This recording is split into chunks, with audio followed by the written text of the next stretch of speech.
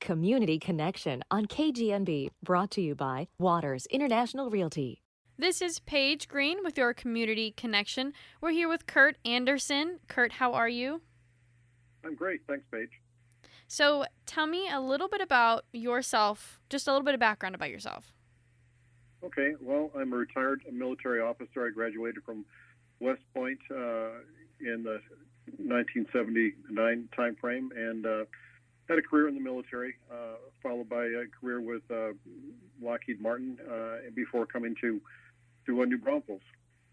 Well, thank you for your service. Just to start off, can you tell me about the importance of celebrating Memorial Day in our community? Absolutely. So Memorial Day is a tradition of honoring the lives and contributions of a nation's heroes. While we do celebrate Memorial Day here in the United States, having such a ceremony is kind of a time-honored tradition throughout history in many countries around the world. Even the ancient Greeks and Romans had days of remembrance for their fallen warriors, and they decorated their graves with flowers, and they held public festivals and feasts in their honors. Now, in the United States, Memorial Day has come to also mean the beginning of summer, and you see it as a time when families will enjoy picnics and barbecues and enjoy the family. But I think it's important that we understand that the happiness and freedom is a product of the real cause for the holiday. The sacrifice by the men and women who fought and died for the freedoms and liberties that we Americans hold so dear. So Paige, Memorial Day is a time to remember that the American way of life is not free, but rather has been purchased by the lives and the blood of so many who have sacrificed for us to live free and happily now. Historically, Memorial Day is an American federal holiday, which is always observed the last Monday of May, and it honors the men and women who died while serving in the U.S. military. Originally, it was known as Decoration Day, a day when churches and families would honor the war dead by decorating the soldiers' graves with flowers. And the very first national celebration of Decoration Day took place in 1868 at Arlington National Cemetery, featuring a speech by President James Garfield. He was also attended by the Confederate U.S. General Ulysses Grant. But since the 1800s, more than 25 cities across the nation have observed what was originally called Decoration Day in different ways, all claiming to be the originators of the holidays. But the original Memorial Day in the United States happened after the assassination of President Lincoln and the Civil War, when our nation, North and South together, mourned the loss of over 700,000 lives. In those early days, Memorial Day speeches became an occasion for citizens, veterans, and politicians to commemorate the Civil War. They mixed religion and nationalism for the people to make sense of their history in terms of sacrifice for a better nation. And these occasions eventually featured parades, reenactments, and speeches which stressed national unity and goodwill. Now, Decoration Day later became known as Memorial Day, and it became an official holiday in the United States in 1971 when Congress passed the National Holiday Act, moving the date to where it is now, the last Monday in May. So on this day, you'll find that many people across the United States will visit cemeteries and memorials to honor and mourn those people who died while serving in the U.S. The volunteers across the country, right here in the New Braunfels, will place American flags on the graves of military personnel. And the American Legion and Veterans of Foreign Wars will kind of spearhead that effort here in town. But people across the United States will observe the Memorial Day event by attending one of thousands of parades that are held on Memorial Day.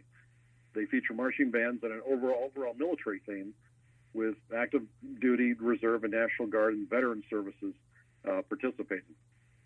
But most important, it's an opportunity for communities and families to come together as an act of remembrance and respect, honoring and remembering our servicemen and women who answered America's call to service and then paid the ultimate price. So, importantly, it's an occasion for Americans to stand up as one body and say, thank you. We remember you. We are grateful to you, and we remember our fallen. And Paige, I often get asked, what is the difference between Memorial Day and Veterans Day?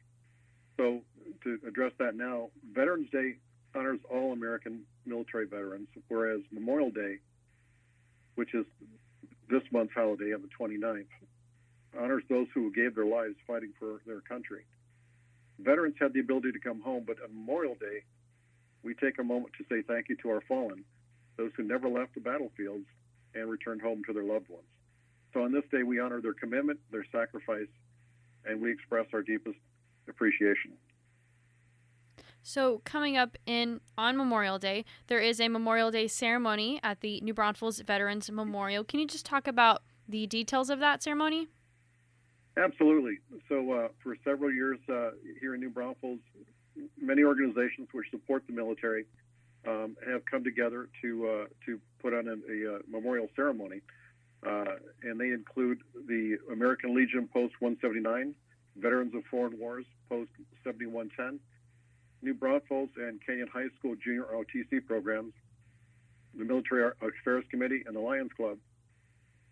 The Master of Ceremonies for this year's ceremony will be Mayor Rusty Brockman, and as you know, this will be towards the end of his time in office as our mayor. So this could be one of the final ceremonies that he gets to participate in as a mayor. Our keynote speaker, we're very excited about this year. It's General Tex Brown. He was a three-star general before retiring here in the New Braunfels area. The Lieutenant General Richard Tex Brown was the Assistant Vice Chief of Staff of the Air Force, commissioned back in 1970 here in Texas at Texas Christian University through their ROTC program. While he was on active duty, he commanded several organizations, including American Operational Fighter Squadron and Wing. In the Air Force, General Brown flew more than 3,500 hours, and that includes 140 combat missions in Southeast Asia. You mentioned and listed the groups that will be conducting their ceremony. What are some of the roles that these groups have? Well, at one point in the ceremony, there will be a wreath that will be carried by the mayor and the commanders of both the VFW, or Veterans of Foreign War, and the American Legion. And they'll set it at the feet of a memorial that is kind of been positioned right in front of the overall Veterans Memorial. It looks, if you were to look at it, it looks like combat boots and then a M16 rifle, and it is typically throughout history the type of symbol that we would put in front of an organization that was honoring those who are fallen, and that will be one of the heights of the ceremony. You'll also get a chance to hear a band play